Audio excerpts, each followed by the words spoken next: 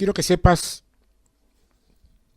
en el inicio de este trabajo, que si te acomodaste tranquilamente esperando escuchar un buen mensaje de parte de un predicador que por ahí te resulta simpático, te equivocaste de página web o te equivocaste de sintonía. Ni yo soy un predicador clásico, ni esto es un mensaje que vos puedas oír y después decir qué bueno o qué pobre y olvidarlo o pasar a otro. Esto es Biblia activa, Biblia dinámica, pero esencialmente es Biblia puesta por obra. Si por el título que voy a darte, suponés que voy a darte, valga la redundancia, elementos teológicos, para que con ellos vos puedas añadir a tu banda musical de alabanza y adoración en tu congregación algunas cosas y después lucirte el domingo que viene con las hermosas hermanitas del coro, también te equivocaste. Yo creo que estamos utilizando una misma palabra, pero con distinta versión y visión de ella. Ahora, si por el contrario, vos te has conectado con la predisposición de oír, comprobar lo que digo con tu Biblia en la mano, y después decidir si lo aceptás o no, y de aceptarlo, comenzar al segundo siguiente a ponerlo por obra en tu vida, o en la de tu familia, o en la de la que sea tu iglesia, entonces sí, déjame que te dé un abrazo a la distancia, porque yo creo que estamos en el mismo buque, navegando hacia el mismo puerto y con un mismo rótulo, remanente santo. Destino, puerto de Canaán. Vos sabés que en la tipología actual, Canaán es Cristo. Padre, en el nombre de Jesús, bendice con tu poder y tu presencia mi palabra, o mis palabras, para que ellas entren, aniden, moren y se reproduzcan 100 por 1 en los corazones y en las mentes de los que están escuchando. Saca de mí toda carnalidad y deja fluir solamente lo que venga de tu espíritu. En el nombre de Jesús. Tecnología de la adoración profética. Tecnología de la adoración profética. Pues sabes que, en principio, yo tendría que decirte que todo lo que aprendemos, en lo que sea, tiene que funcionar. De lo contrario es inútil aprenderlo. Si algo que aprendemos, lo que sea, por alguna razón o por alguna causa no funciona, entonces ese algo en este terreno es teología. Y la teología por sí misma o en sí misma no sirve.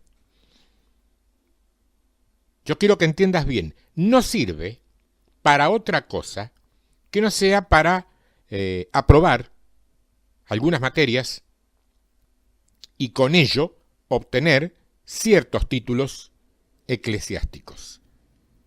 Estamos hablando de vida, estamos hablando de vida dinámica, estamos hablando de unción, estamos hablando de presencia de Dios, estamos hablando de ámbito espiritual y allí no cabe la teología.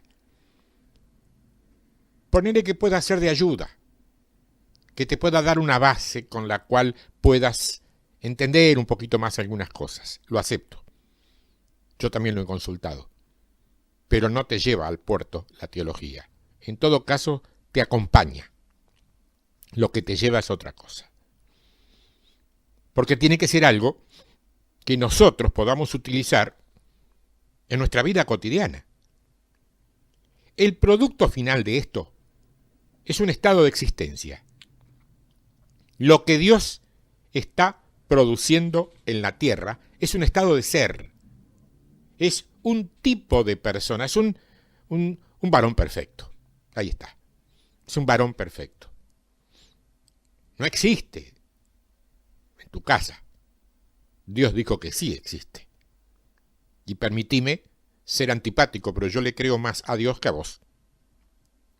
Tengas el cargo, prestigio o título que tengas. ¿Por qué? Porque Dios está creando un pueblo. Y el producto final del pueblo y de vos mismo, si formás parte de él, no es algo que vos hagas, sino es aquello en lo cual vos te convertís. Y yo lo reitero a esto porque es muy importante que lo sepas, que se te grabe y que no se te olvide. El resultado final de todo esto no es algo que vos vayas a hacer, sino algo que vos seas de aquí en más. Eso quiere decir que la iglesia, como cuerpo, no como organización estructural, la iglesia que Dios ve, no la que vemos vos y yo. La iglesia está caminando una transición, una larga transición llevamos, que la lleva desde el estado de Marta, a ir directamente a sentarse a sus pies. ¿Te acordás que Marta estaba ocupada en sus quehaceres? Estamos volviendo a la palabra y estamos viendo ciertas dinámicas que hemos dejado abandonadas en el pasado. Nada nuevo, solo que lo estamos viendo con otra perspectiva, con un entendimiento más fresco. Quiero comenzar con el libro o la carta a los Hebreos. Un libro, yo le llamo libro, sumamente interesante porque fue escrito 40 años después de la ascensión de Cristo por un autor que no firma la carta. Aunque muchos creen, sostienen, dan tesis, ponencias, argumentos de que era Pablo. No interesa para el caso, porque de todos modos la mayoría se inclina a que más bien Pablo, en lugar de escribir la carta, la dictó, la escribió otro. Pero dice que escribe con mucha urgencia, porque la iglesia que está establecida en aquel tiempo aún está operando, dice, según los ritos del Antiguo Testamento. Esto quiere decir que ya lleva 40 años redimida de la ley, 40 años que ha sido introducida en la gracia, pero su rutina, sus tradiciones y sus costumbres siguen siendo las mismas. O sea que sigue trabajando de la manera que estaba acostumbrada a trabajar antes. No se ha dado cuenta que Dios se mudó. Anotalo por ahí esto. ¿Es posible estar trabajando en una iglesia que adora a Dios sin que Dios esté participando de eso? ¿Es posible estar trabajando en una iglesia que adora a Dios sin que Dios participe de ello? ¿Por qué? Porque Dios se salió del templo. Ahora ya no está en el templo. Ya no está en el rito. Ya no está en matar los animales. Ya no está en nada de eso. Sin embargo, la iglesia ahí andaba todos los domingos haciendo lo mismo, creyendo que Dios estaba en el asunto.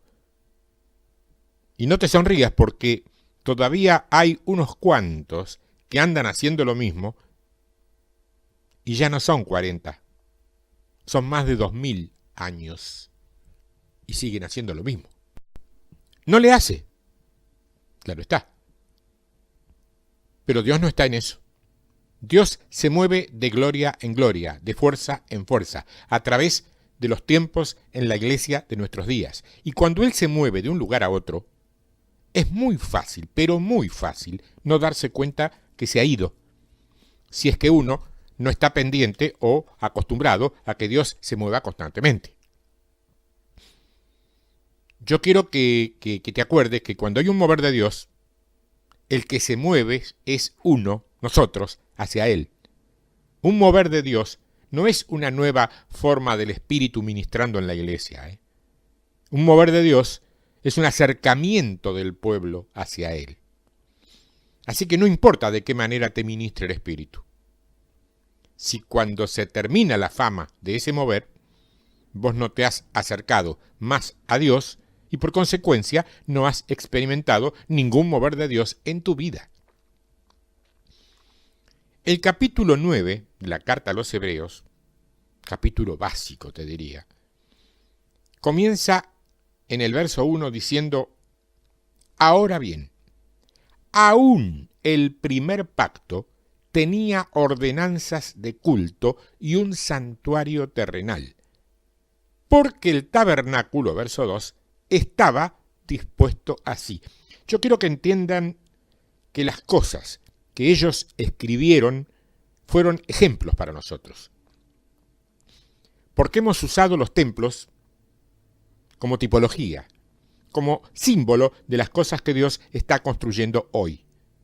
Sabemos que Salomón y su tabernáculo no hablan de las dinámicas de Dios o de las dinámicas que Dios está construyendo en su templo final, que es la iglesia.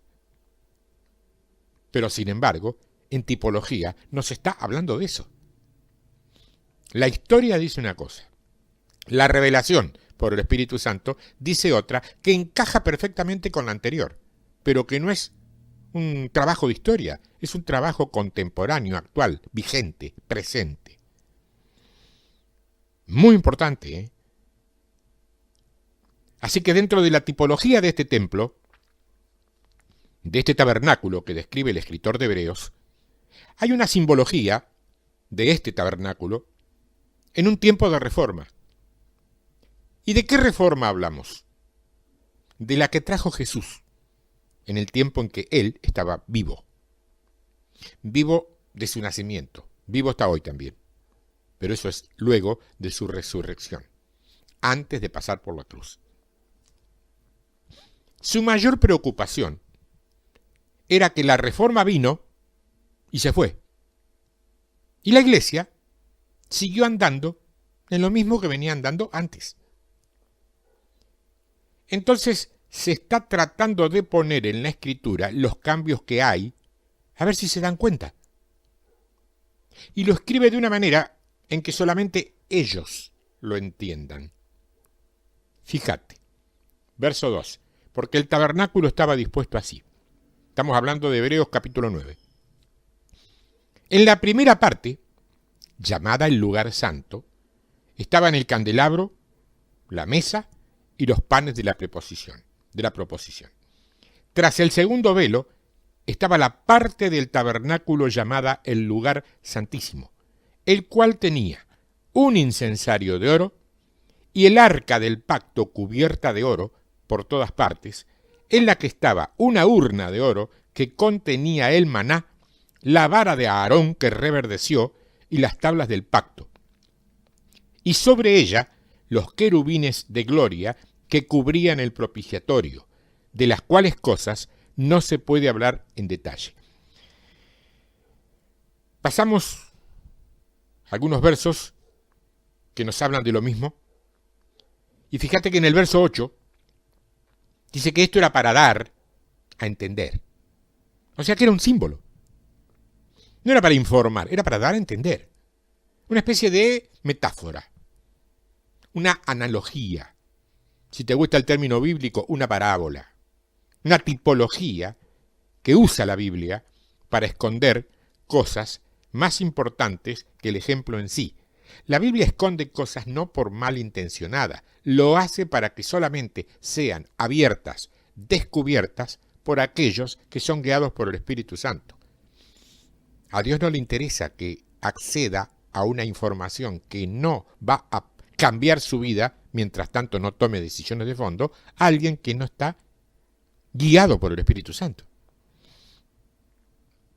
Verso 8 dice, dando el Espíritu Santo a entender ¿Quién da a entender? El Espíritu Santo. En tu lugar de congregación o de grupo, el Espíritu Santo es una persona más bien postergada, se habla de otras cosas. Está bien, es la doctrina, estás cómodo ahí, quédate. Pero si no se habla, no se tiene en cuenta y no se integra el Espíritu Santo a la vida de fe, no podés caminar para ninguna parte, no tenés guía. Entonces la guía es humana. Y el guía ciego, ya sabes cómo termina el resto de la historia. Dando al Espíritu Santo a entender con esto que aún no se había manifestado el camino al lugar santísimo, entre tanto que la primera parte del tabernáculo estuviese en pie. Lo cual, dice, es símbolo, ¿para qué tiempo? Para el tiempo presente, según el cual se presentan ofrendas y sacrificios que no pueden hacer perfecto en cuanto a la conciencia al que practica ese culto. Yo quiero que notes que la razón por la cual era solamente un símbolo era porque no perfeccionaba. Y esto es importante, porque si vamos para atrás, al capítulo 7 de esta misma carta de los Hebreos, y vemos el verso 11, ahí leemos que dice, si pues la perfección fuera por el sacerdocio levítico, una vez más la preocupación del escritor es que la perfección no se podía conseguir con el tipo de ministros que existían. Entonces quiere decir que primero nos dice que el tipo de culto no servía. Ahora nos dice que el tipo de ministros existentes tampoco servía. Y lo que determinaba si servían o no era la habilidad de ¿qué? De perfeccionar. Y esto es muy, muy valioso saberlo, porque mientras a nosotros se nos dice que nadie puede ser perfeccionado sin que Él llegue, aquí andan cambiando la forma de ministrar para perfeccionar. Entonces, a mí me parece que el objetivo aquí es perfeccionar algo y que por eso siguen cambiando hasta dar, ¿qué te diría? Hasta dar en el clavo.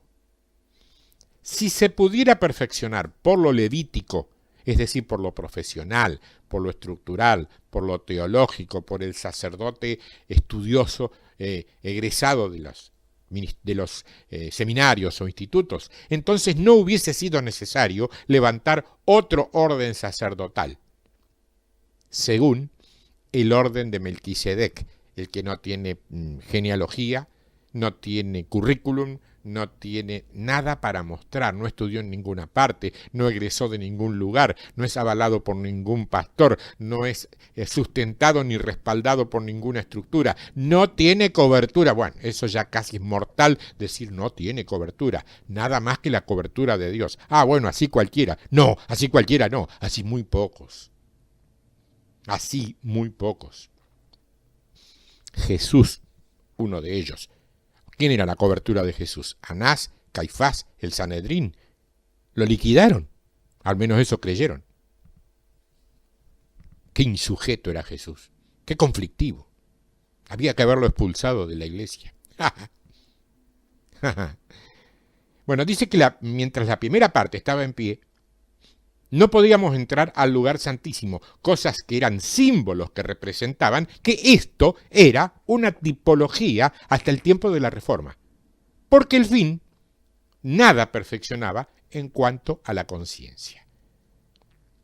El verso 15, estamos en Hebreos capítulo 7, dice, y esto es aún más manifiesto si a semejanza de Melquisedec se levanta un sacerdote distinto. Yo quiero que notes que el sacerdote es distinto. No constituido conforme a la ley, verso 16.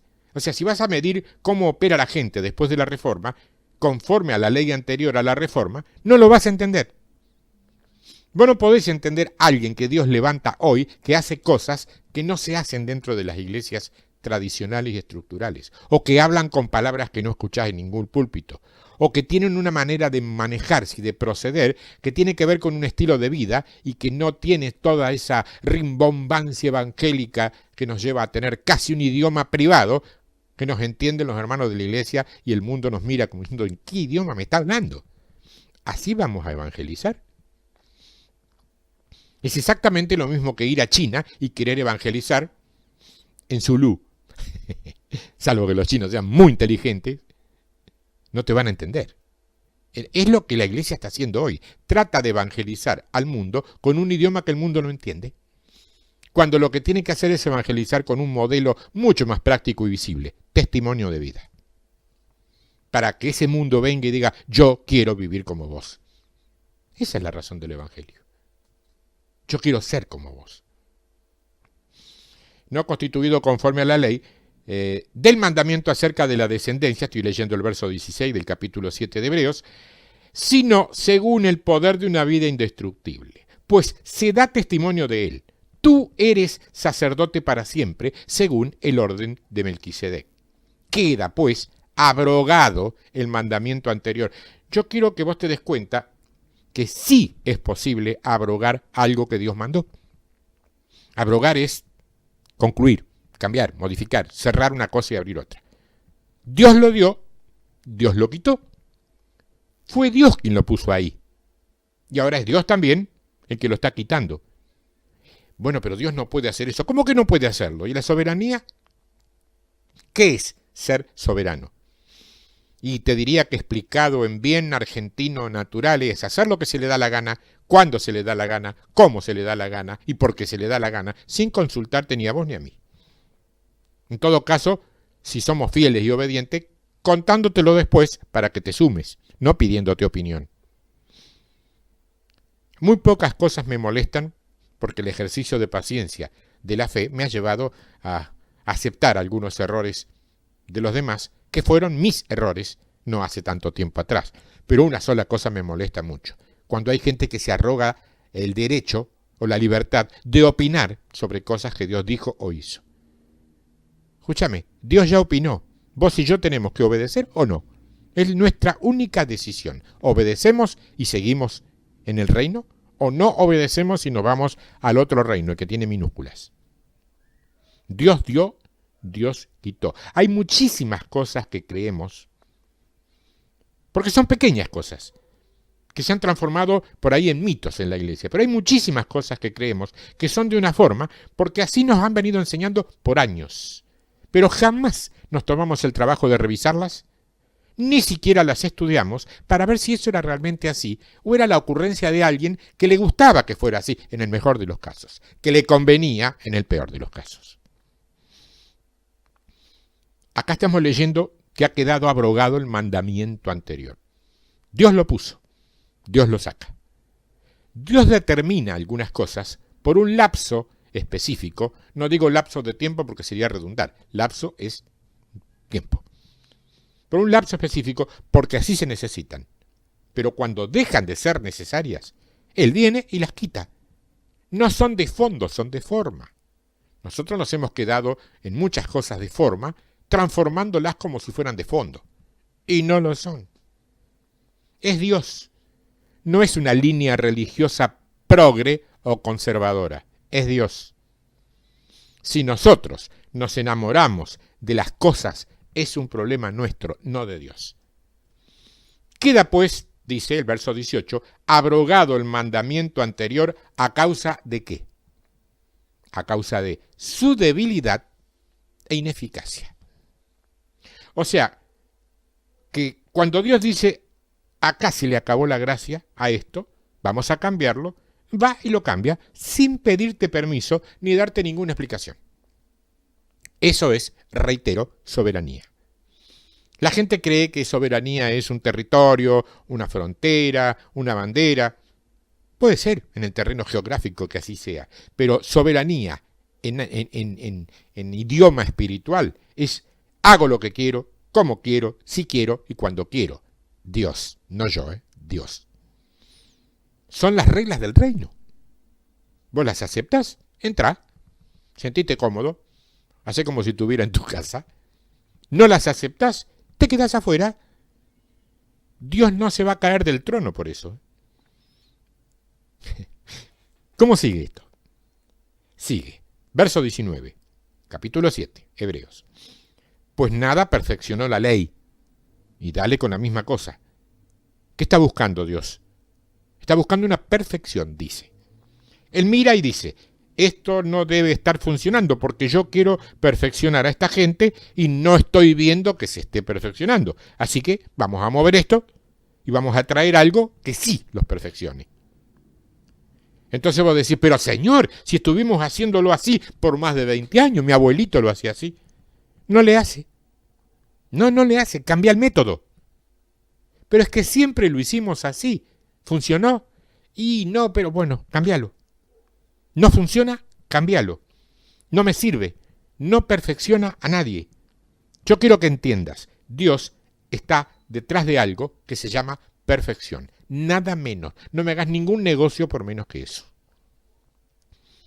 Cuando observamos en el capítulo 9, volvé ahí, capítulo 9 del libro de la Carta a los Hebreos, es nuestro texto base ese, vas a poder ver ahí en el capítulo 9 que cuando el escritor comienza a hablar sobre la iglesia, y estamos hablando de los grandes movimientos de despertamiento, cuando eso se cristaliza, se convierte en un rito, ya no perfecciona.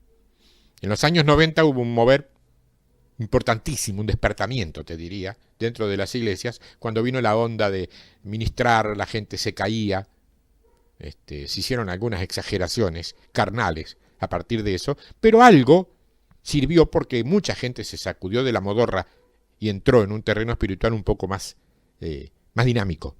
Bueno, cuando llegó eso, era un festival, pero después ese mover pasó, y los hombres se quedaron adheridos. Entonces, como la gente ya no se les caía por toque o impulso o fuerza del Espíritu Santo, los empujaban y andate al suelo, después charlamos. Se levantaban y lo único que habían encontrado en la caída era que al otro día iban a tener que llevar la ropa al lavadero o a la tintorería.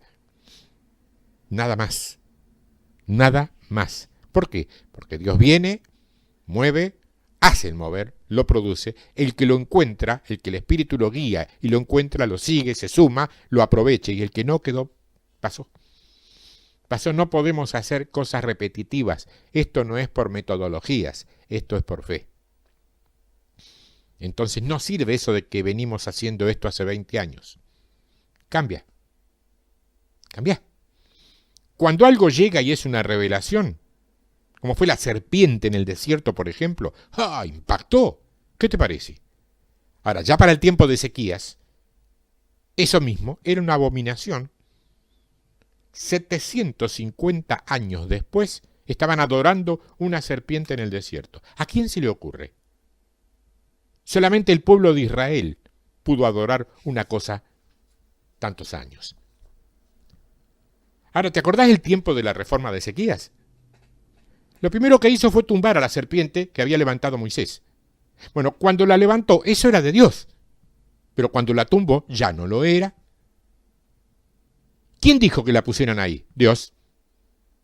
¿Quién operó dentro de Ezequías para derribarla? Dios también. ¿Lo podés entender? ¿Te das cuenta que lo de Dios es mucho más móvil que lo nuestro? Cuando nosotros deberíamos movernos en función de la nube, que es Dios. La nube se mueve, yo me muevo. La nube se mueve, entonces me tengo que mover. La nube se mueve permanentemente, yo también. Si yo me quedo quieto, la nube se va y quedo expuesto a los rayos del sol y me quemo, se me arruina la piel. Bueno, no es mi problema, pero sí el de algunas hermanas más jóvenes. La segunda parte dice, no se manifiesta si la primera se mantiene en pie. Así que se deben quitar algunas cosas de las que ya están de más. Y es de eso que se trata una reforma, de remover ciertos artículos que al hombre le parecían intocables, pero que ya no prestan ninguna función. Y ni te cuento si el hombre es muy religioso. Ahora fíjate que en el verso 2 del capítulo 9, volvé ahí, fíjate, dice que el tabernáculo estaba dispuesto así. En la primera parte, y lo enfatizo porque es importante, en la primera parte, llamada el lugar santo. Entonces vos decís, ¿cómo que el lugar santo? ¿Y el atrio? La primer parte, en todo el tiempo, siempre fue el atrio. ¿Cómo es que dice acá que era el lugar santo? ¿Y el atrio? Simple, no hay. ¿Cómo que no hay? ¿Cómo que no hay atrio? Imagínate que llega alguien con 30 años de ministro con su vaquita en el hombro buscando el altar de sacrificio y no hay atrio. Decimos esto y pensamos que es una herejía, pero no lo es, ¿eh? Así hay gente hoy que anda buscando un lugar a donde traer sus sacrificios carnales. Y no hay lugar en la iglesia del siglo XXI para sacrificios carnales. ¿Querés que te lo repita hasta el cansancio? Puedo estar hasta la madrugada de tu país, cualquiera sea, repitiéndotelo. No hay lugar en la iglesia del siglo XXI para sacrificios carnales. Dios aborrece las obras de la carne. Fíjate que la palabra no dice que aborrece las malas obras de la carne. Dice que aborrece las obras de la carne, aunque sean buenas. ¿Qué? Sí. Ah, esta te pegó fuerte. Sí, a mí también, ¿no sabes? Pude cambiar. No del todo, no todo lo que quisiera, pero pude cambiar. Porque Dios aborrece las obras de la carne, cualesquiera sean. Nada que vos hagas te santifica delante de Dios. Nada, ¿eh? Entonces puedo decir, pero es que yo traigo un testimonio. Lo lamento mucho. Pero no hay altar. Pero es que yo traigo una ofrenda especial. No hay atrio. ¿Qué significa que no haya atrio? Significa que no hay ningún lugar apto para sacrificios externos, rituales. El lugar donde hay ritos ya no existe. Entonces uno puede decir, pero yo conozco, no sé. Lo que vos conocés es algo tuyo y el Espíritu Santo ya te lo dijo. Con eso mismo que pensaste, ya te lo dijo. El lugar donde hay ritos no existe. ¿Tenés en claro lo que estamos haciendo? Estamos viendo qué cosas observó el escritor de Hebreos respecto a los cambios producidos en una reforma. ¿Qué está cambiando? ¿Cuáles son las cosas que podemos regresar y ver que hoy no existen? En el libro de Daniel hay un texto muy interesante, en el capítulo 9 del libro de Daniel, los versos 26 y 27 dicen, Daniel 9, 26 y 27. Y después de las 62 semanas se quitará la vida al Mesías, mas no por sí, y el pueblo de un príncipe que ha de venir destruirá la ciudad y el santuario, y su fin será con inundación, y hasta el fin de la guerra durarán las devastaciones. Y por otra semana confirmará el pacto con muchos. ¿Con cuántos dice? Con muchos. A la mitad de la semana hará, ¿qué cosa? Hará cesar el sacrificio y la ofrenda. ¿Qué cosa dice? Cesar. Decilo conmigo. Se acabó. C'est fini. Era la canción en francés. Se acabó. No va más. Se terminó. Aquí es donde entra el concepto que se detalla en Hebreos capítulo 9, versos 11 al 14, que dice que habrá un sacrificio una vez y para siempre. Esto significa que todo lo sacrificial para ser aceptos a Dios se terminó. No te creas que estoy hablando de una iglesia que vos conocés ahí, que tiene estatuas. No. Estoy hablando de todo lo que nosotros conocemos como iglesia, que no tiene nada que ver en muchos casos con la genuina. En el Antiguo Testamento estábamos tratando de alcanzar a Cristo. Esto cambió. En el Nuevo Testamento estamos trabajando desde Cristo. Ya no hay que alcanzarlo. ¿A dónde estás? Vos estás en Cristo. Es en Él que tenemos nuestra vida y nuestro caminar. Pero en las iglesias, la gente todavía está tratando de alcanzar a Cristo. Es una postura interior que tiene el cristiano porque sigue creyendo que solamente es un triste pecador salvado por gracia, que es una visión equivocada. Y espero ayudarte a corregirla ya, hoy y ahora. Es una visión equivocada. Si vos sos solamente un triste pecador salvado por gracia, entonces déjame decirte que vos todavía no has nacido de nuevo. Porque cuando militamos hacia el Nuevo Testamento, estamos buscando llegar a la tierra de Canaán, que según Hechos 13 es la plenitud de Cristo. Bueno, ahora estamos en ella. ¿Y qué queremos hacer? La queremos apropiar. ¿Qué queremos hacer? Apropiarla. ¿Y eso qué sería? Dividir la herencia. Ya estamos en ella. Cristo es la tierra prometida. Mira, Hechos 13, te dije. Verso 32. Sí, Hechos 13, 32. Y nosotros también os anunciamos el evangelio de aquella promesa hecha a nuestros padres. O sea, la promesa de Canaán que fue hecha a los padres. ¿Se entiende? La cual Dios, verso 33, ha cumplido. Guay. Aquí se acabó otra historia. Esa historia que dice que se le debe algo a alguien. La cual Dios ha cumplido a los hijos de ellos. ¿Y quiénes son los hijos de ellos? La misma escritura te lo dice. A nosotros. ¿Quiénes somos nosotros? Si vos lees en tu Biblia y dice nosotros, ¿a quién se refiere? A vos, mi hermana. A vos, mi hermano. No te hagas más humilde de lo que realmente tenés que ser. Humilde delante de Dios. En el mundo, un hijo de Dios.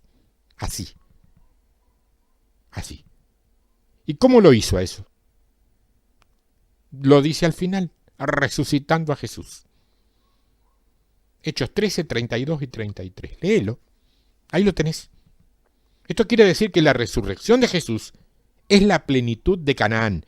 Nosotros lo que tenemos que hacer ahora es apropiarla para que sea posible y concreta la manifestación de los hijos.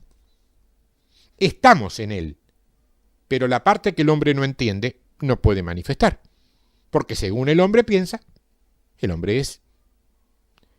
Y eso significa que nosotros nos vamos a reposicionar solamente si pensamos diferente.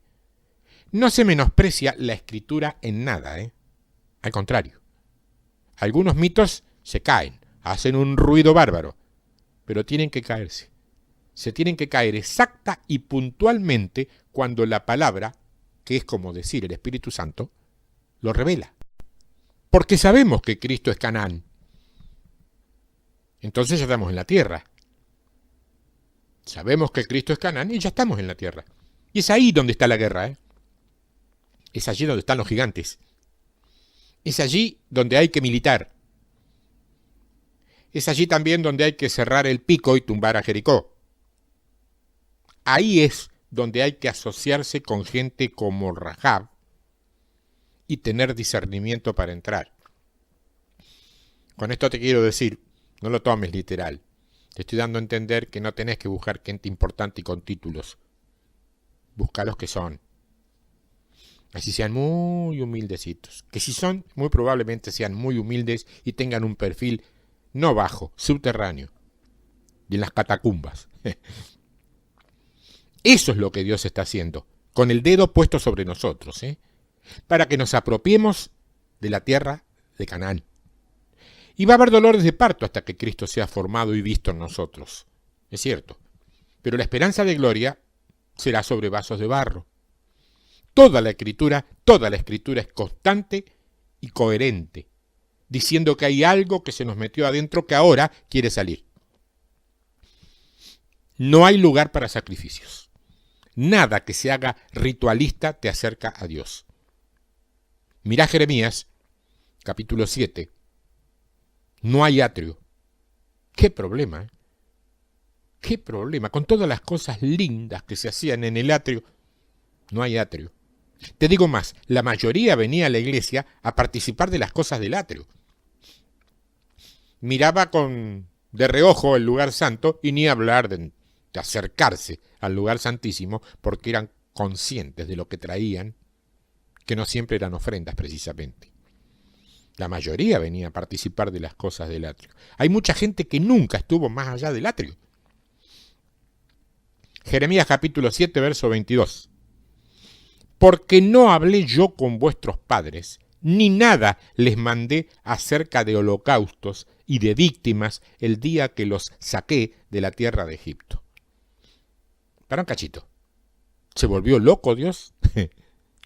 ¿Cómo que está diciendo aquí que, yo pregunto, ¿no escribió esos 2 libros de la Biblia que nos parecen horribles y jamás leemos porque son pesadísimos como Números y Levíticos, donde explica casi hasta el exceso cómo había que matar el animal del holocausto, cómo se debía rociar la sangre y todo eso? Sí. ¿Y cómo es que ahora viene a decir que nunca mandó a nadie que hiciera holocaustos? ¿Cómo se entiende? Yo me imagino la cara de ellos cuando escucharon esto. Pero el verso 23 te lo explica. Mas esto es lo que les mandé, diciendo, escuchad mi voz y seré a vosotros por Dios, y vosotros me seréis por pueblo, y andad en todo camino que os mande para que os vaya bien. Déjame explicarte esto así. Yo me puedo portar bien por disciplina o por naturaleza. Me ponen en un lugar con 2 monos armados apuntándome con un fusil y me dicen, pórtese bien o le abrimos la cabeza de un tiro, y me tengo que portar bien. Si no quiero que me maten, me tengo que portar bien. Eso es disciplina. Exagerada, pero disciplina. Ahora me puedo portar bien por naturaleza, que es lo que normalmente hago. Me sale un porcentaje bien y algún porcentaje me sale como te sale a vos. Esa es mi naturaleza, con la cual debemos pelear hasta el último día. Pero por naturaleza, no porque me exijan.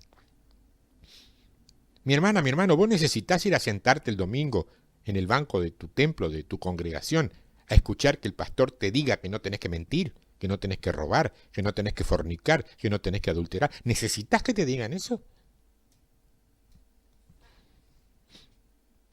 Si te molestó, sacate la basurita del ojo, pero después comprate un par de anteojos o poné colirio para que no entre más.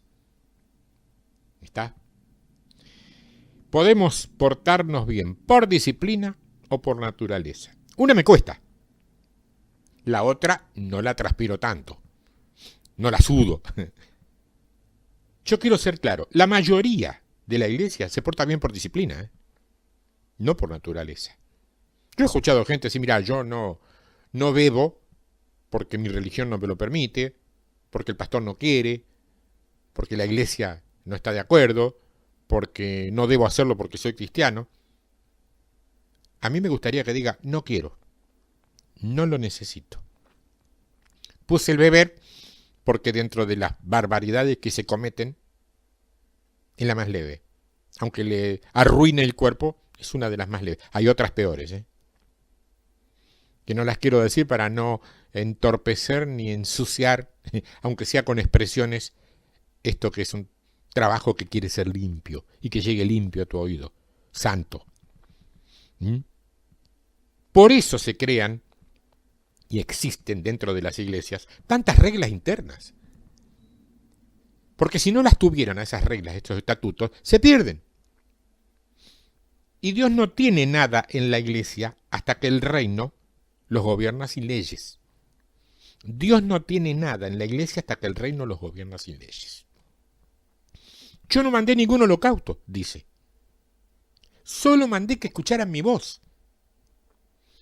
Haciendo eso es como todo les va a andar bien. ¡Qué fácil! Ajá, sí. Entonces vos me estás diciendo, mi hermano, vos me preguntás a mí, que si no pecaban, no tenían que sacrificar. Obvio, más que claro, si no pecaban, no tenían que sacrificar nada. Pero como seguían pecando, seguían sacrificando. Y de última, pecaban porque total después sacrificaban. Che. ¿Te gustó? Eso es bien argentino. Che. Y la iglesia sigue prefiriendo partir el pan todos los fines de mes que partir el pan con su hermano. Ritos son ritos. Llámale Santa Cena, llámale testimonio, llámale levantar la ofrenda, no sé por qué dicen levantar la ofrenda si la ofrenda no está caída. Pone un canastito en la entrada y el que llega, la iglesia cuando llega deja su ofrenda. Y si no la deja, no es iglesia, visita. Pero si es miembro de la iglesia y no deja la ofrenda, entonces no es iglesia, es montón. es grupo amorfo religioso. No va para donde cree que va. ¿Mm? Entonces, tenemos que dejar ese tipo de ritos. 4 pasos para acá, otros 2 a la derecha, esto para arriba, rociar la sangre, meterla acá, poner allá, sacar. Ritos son ritos. Son manifestaciones externas de un esfuerzo para acercarnos a Dios. Y nos encontramos con un problema. No hay atrio. Es peligroso este mensaje, hermano. Sí, ya lo sé. Ya lo sé. Pero como no tengo compromisos con ninguna estructura, no tengo que responder a ninguna junta de notables, ni cráneos, ni viejos cabezones que hayan creado reglas y estatutos a las cuales yo me tenga que someter. A lo único que me someto es a la palabra escrita por mi Señor. Eso lo puedo decir con total libertad. Qué hermoso que es ser libre en Cristo. Ojo, nada que ver con libertinaje. Esto no me da chapa para ir a emborracharme ni a hacer ninguna hechuría de esa. Eso no es libertad. Eso es esclavitud a pecado. No te confundas. Ser libre en Cristo es ser dependiente de Él y nada más que de Él.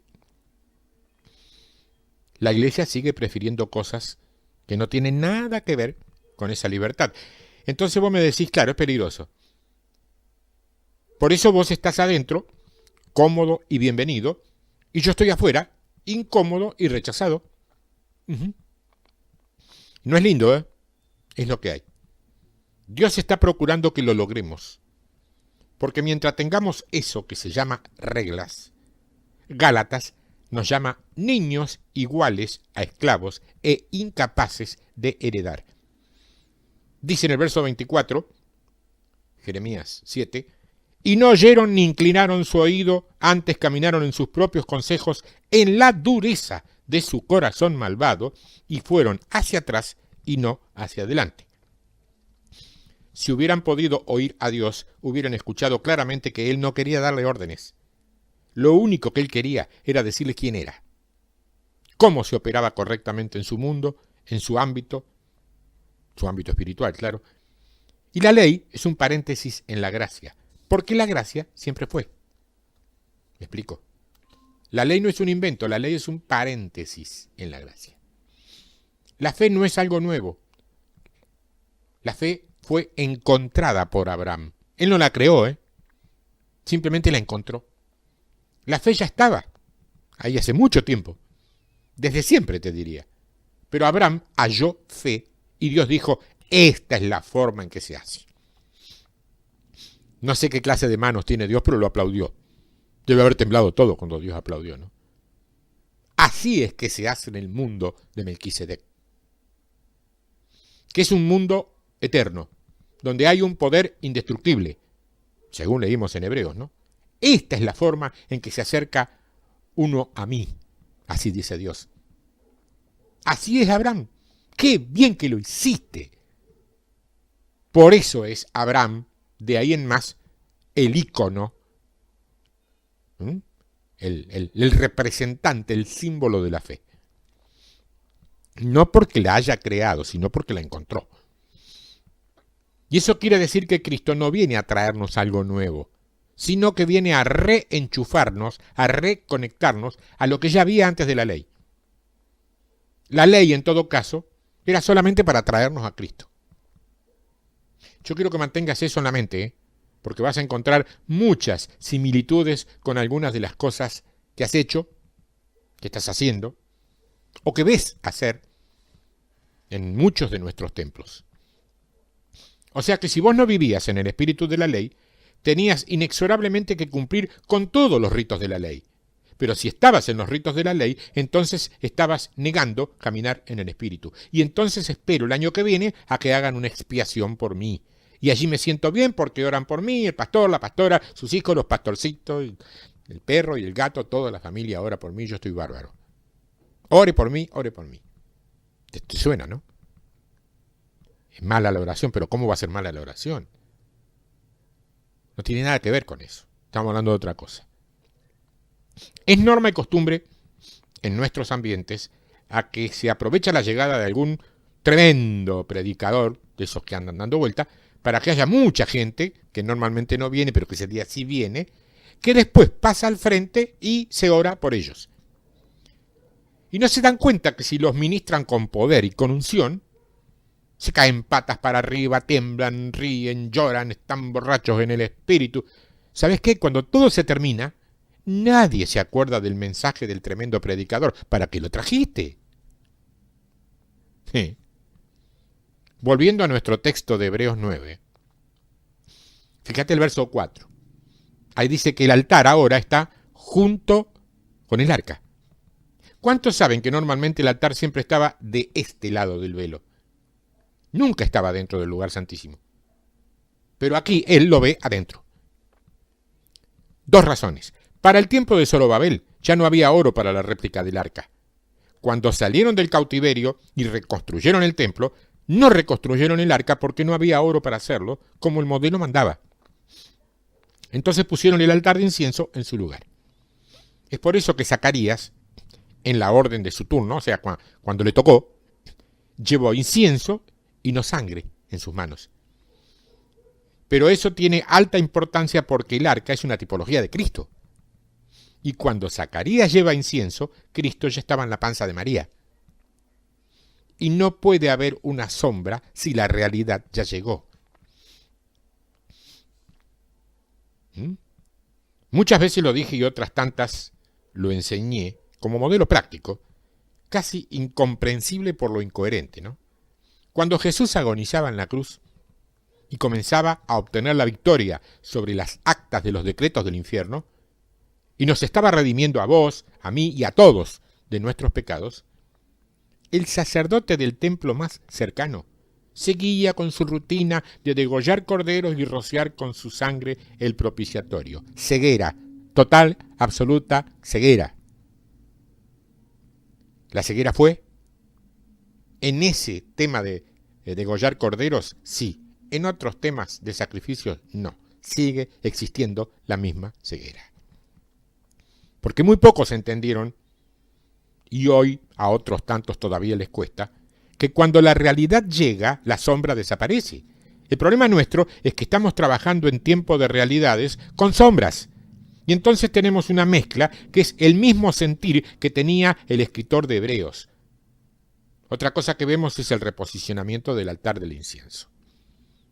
Me acordé. Fíjate. Vamos a Éxodo. Libro de Éxodo, capítulo 40, sí. Éxodo 40, fíjate el verso 17. Así en el día primero del primer mes, en el segundo año, el tabernáculo fue erigido.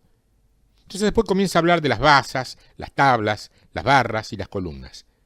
Describe la consolidación edilicia, que bien, bien explicado, ¿viste? Consolidación edilicia, y al llegar el verso 22, vemos que dice, puso la mesa en el tabernáculo de reunión al lado norte de la cortina, fuera del velo. ¿Viste dónde está la mesa? ¿Viste? ¿Lo estás viendo? Fuera del velo. Más atrás, capítulo 30 de Éxodo. Verso 1. Éxodo 31. Harás asimismo un altar para quemar el incienso, de madera de acacia lo harás. Su longitud será 1 codo, y su anchura de 1 codo. Será cuadrado, y su altura de 2 codos. Anota esto, 2 codos. Y sus cuernos serán parte del mismo. Y lo cubrirás de oro puro, su cubierta, sus paredes en derredor y sus cuernos, y le harás en derredor una cornisa de oro. Esto también anótalo, cornisa de oro. Verso 4. Le harás también 2 anillos de oro debajo de su cornisa, a sus 2 esquinas a ambos lados suyos, para meter las varas con que será llevado. Harás las varas de madera de acacia y las cubrirás de oro, y lo pondrás delante del velo que está junto al arca del testimonio, donde me encontraré contigo. Y a Aarón quemará incienso aromático sobre él, cada mañana cuando aliste las lámparas, lo quemará. Y cuando Aarón encienda las lámparas al anochecer, quemará el incienso, rito perpetuo delante de Jehová por vuestras generaciones. No ofreceréis sobre el incienso extraño, repetí conmigo, incienso extraño, ni holocausto, ni ofrenda, ni tampoco derramaréis sobre él libación. Y sobre sus cuernos hará Aarón expiación una vez en el año con la sangre del sacrificio por el pecado para expiación. Una vez en el año hará expiación sobre él por vuestras generaciones. Será muy santo a Jehová. Más adelante el verso 34 dice, dijo además Jehová a Moisés, toma especias aromáticas, estacte y unia aromática, y gálbano aromático e incienso puro, de todo en igual peso, y harás de ello el incienso un perfume según el arte del perfumador, bien mezclado, puro y santo, y molerás parte de él en polvo fino, y lo pondrás delante del testimonio en el tabernáculo de reunión, donde yo me mostraré a ti, os será cosa santísima. Como este incienso que harás, no os haréis otro según su composición, que será cosa sagrada para Jehová. Cualquiera que hiciere otro como este para olerlo, será cortado de entre su pueblo. Se está reposicionando el altar de incienso. El altar de incienso, quiero que entiendas, era el lugar en donde se encendía el incienso, y en las Escrituras esto siempre tiene que ver con las oraciones de los santos. El altar de incienso en la Escritura siempre representa sacrificio espiritual, no nunca físico o exterior. El Salmo 141, verso 2. Suba mi oración delante de ti como el incienso, el don de mis manos como la ofrenda de la tarde. Apocalipsis 8:1. Cuando abrió el séptimo sello, se hizo silencio en el cielo como por media hora. Vi a los 7 ángeles que estaban en pie ante Dios, y se les dieron 7 trompetas. Otro ángel vino entonces y se paró ante el altar con un incensario de oro, y se le dio mucho incienso para añadirlo a las oraciones de todos los santos, sobre el altar de oro que estaba delante del trono. Y de la mano del ángel subió a la presencia de Dios el humo del incienso con las oraciones de los santos, y el ángel tomó el incensario y lo llenó del fuego del altar y lo arrojó a la tierra, y hubo truenos y voces y relámpagos y un terremoto. Resumiendo, si fuéramos a decirlo en pocas palabras, el incienso en la Escritura representa la respuesta que vos le das a la vida, es decir, tu actitud. Porque la oración no es algo que vos haces desde tus rodillas. Es algo que haces desde tu actitud hacia la vida. Lo mismo que el ayuno. El ayuno no es algo que vos haces cuando no comés. O la alabanza, que de ninguna manera es música o solamente música, aunque la incluya. Si las canciones, escúchame bien, si las canciones no sirven para llenar de alabanza tu corazón, entonces las están sustituyendo, y eso es blasfemia. ¿Le entendiste bien la palabra? Eso es blasfemia. La respuesta que vos das ante la vida, cuando la hostilidad viene hacia vos, cuando las circunstancias no son favorables a tus planes, ¿qué es lo que emana de tu vida? Bueno, eso es el incienso. Cuando los hijos no se portan bien, cuando las finanzas no andan bien, o cuando todo va bien. Lo que emana, la respuesta, la actitud, la postura espiritual que vos mantenés cuando la vida proporciona algunos sacudones, muestran cómo vos diseñas o estableces el reino. ¿Qué expresión traes? ¿Qué es lo que determinás? ¿Qué tipo de adoración tenés? Una persona que hace todo eso bien es una persona que todo lo que haga en la iglesia va a ser oído. De allí sale la unción, no de una mano en tu cabeza. Mucha gente cree que la unción viene con algo que se llama el llamado. No, es tu respuesta al llamado lo que te da la unción. Llamados somos todos.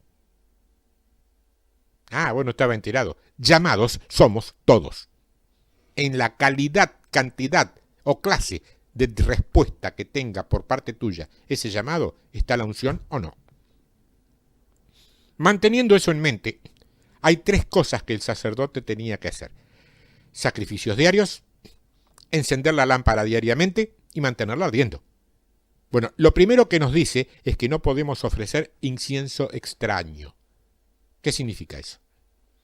Significa que tu vida no puede ser una copia. Tiene que ser algo real. Vos no podés vivir como vive otra persona. Vivís como sos vos. Sos un ser individual. Delante de Dios sos un ser individual delante de la sociedad. ¿Viste que dice el refrán, el adagio? Dice, nunca fueron buenas segundas partes, nunca fueron buenas las imitaciones. No. Las imitaciones por ahí causan gracia, si es una imitación vocal, todo muy lindo. Pero el que imita a algo no llega a ninguna parte. Manteniendo esto en mente, hay 3 cosas que el sacerdote tenía que hacer. Sacrificios diarios, encender la lámpara y mantenerla ardiendo. Vos no podés responder en una situación límite a algo que aprendiste. Vos tenés que responder lo que fluye de tu naturaleza. Por eso muchas veces la memorización de escrituras no funciona. Y yo sé que esto que digo puede estar destruyendo algo que vos hayas aprendido a lo mejor de muy chico, muy pequeño. Pero es que cuando éramos niños sabíamos menos que cuando crecimos. No me opongo a la memorización de escrituras, pero a veces no funciona. Porque primero veíamos por un espejo, no veíamos claro. Entonces hacíamos solamente las cosas que conocíamos en parte. Pero estamos creciendo. El día se está acercando. Y por causa del día, todos sabemos un poco más. No puede ser de una copia. No puede ser de un material extraño. Tenés que ser vos. Delante de Dios tenés que ser vos. No podés ir con la identidad de otro. Acordate que nunca serás más ungido que cuando seas vos mismo. No puede haber nada extraño. Eso cambió. Antes, con el simple motivo de cantar lindo, ya tenías tu CD. Y los llenabas en las librerías cristianas y todos esos lugares. En el hall de la iglesia y todo lugar donde se vendían esas cosas. Y recibías ofrendas especiales por actuar en las iglesias. En el ambiente artístico se llama cachet o cachet. Honorarios. Nosotros decimos ofrenda de amor. Es lo mismo. Hoy ya eso no es así, ¿eh? Nadie se engaña con bonitas canciones. Exige unción. Entonces, ¿qué tenemos? Tenemos gran desocupación de artistas. Cambio real. Reforma. No lo estoy cambiando yo, lo está cambiando el Señor. Me usa a mí como a tantos más. Y qué bueno que es cambiar. ¿Cómo hay tanta gente que todavía no quiere entenderlo? ¿Por qué no quiere entenderlo? Todavía hay muchos que cuando vos los saludás y les preguntás cómo están, te responden amén.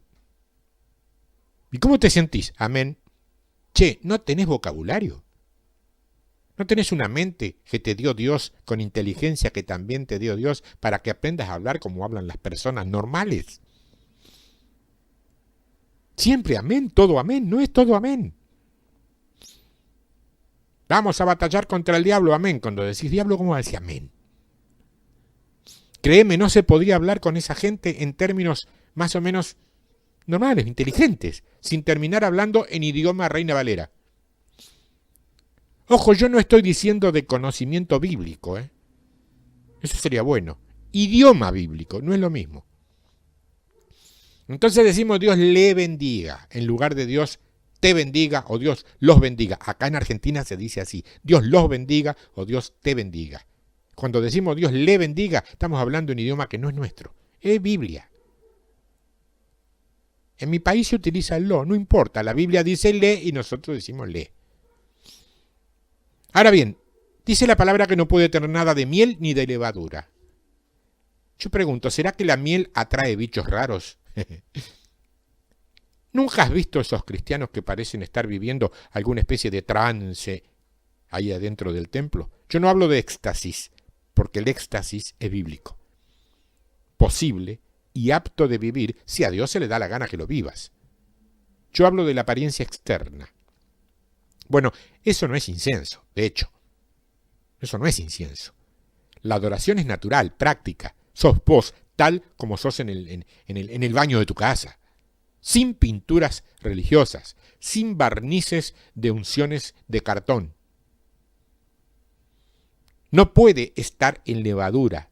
La levadura en la Biblia tiene que ver con la cosa, o con las cosas, diría, infladas de la carne.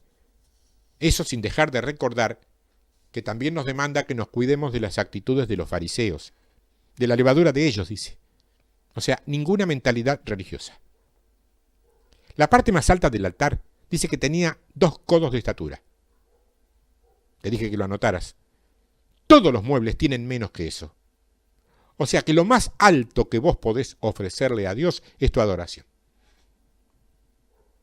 Esto anotalo y grabátelo. Lo más alto que vos podés ofrecerle a Dios es tu adoración. De eso es de lo que estamos hablando. De esa clase de tecnología. El altar tiene 2 codos de estatura. Y dice que está hecho de madera de acacia. La madera de acacia es una madera de alta durabilidad. No se deteriora, no se pudre, no se rompe. ¿De qué habla? Habla de estabilidad. Habla de cristianos que no andan en ese sube y baja permanente. Un día estoy en el tercer cielo y al día siguiente en las profundidades cavernícolas del Averno. No. La ciclotimia no es pariente del cristiano. En todo caso es una enemiga. El cristiano real puede estar viviendo un día mejor que el otro, o el tercero menos bueno que el anterior, es cierto, pero sigue adelante, porque esa es la buena batalla. Esto es adoración de última, ¿eh? Cuando la gente así abre la boca o apenas tararea una canción, se te cae la casa, porque eso es adoración. Y la adoración real no necesita porristas cristianos, que te digan cuándo sí y cuándo no. Fluye.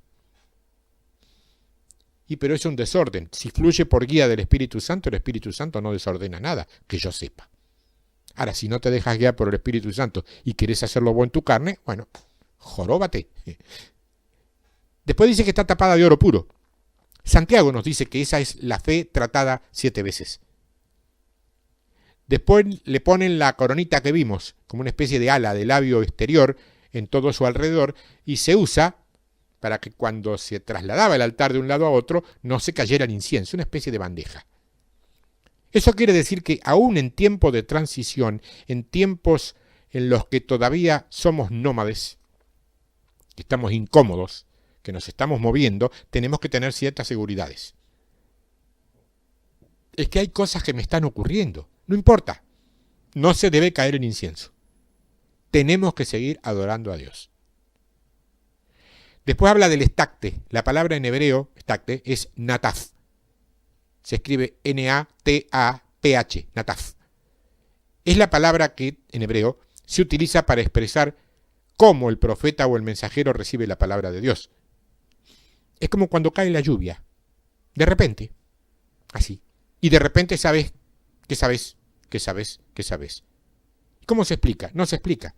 No se puede explicar. Sé, que sé, que sé.